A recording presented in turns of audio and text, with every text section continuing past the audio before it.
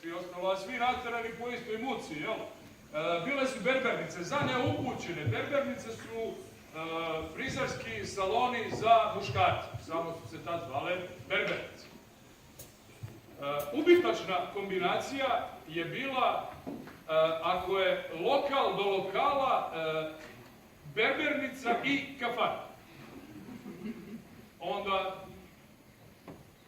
da vam ne pričam šta tu može da bude problem i kakva može da bude situacija. Uglavnom su redovni gosti u berbernicama, odnosno u kafanama, bili berberi.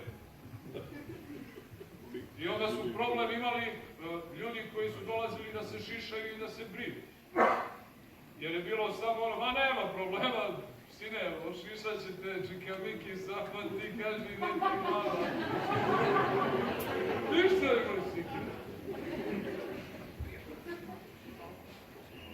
I tako dođe čovjek i sedne da se šiša, a drugi neiskusno ode da traži njegovog pomoćnika u kafani.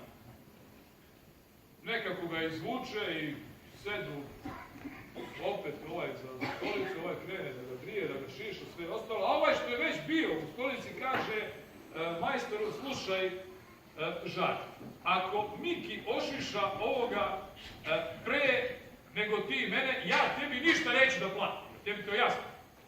Kaže, da mu si ti ovo.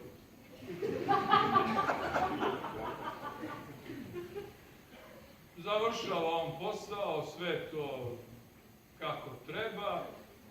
I na kraju uzima fen da mu osuši kosu koju je malo nakvasio da bi moglo to sve da skrati. Kad je krenula da duva ono vruće u licu, kaže, stani lete, jebem, pa nemoj i mene. Kažu, šta je bilo u čemu problem, čika cigo? Kaže, slušaj, prijatelj, moja žena, ona redom ide kod frizera.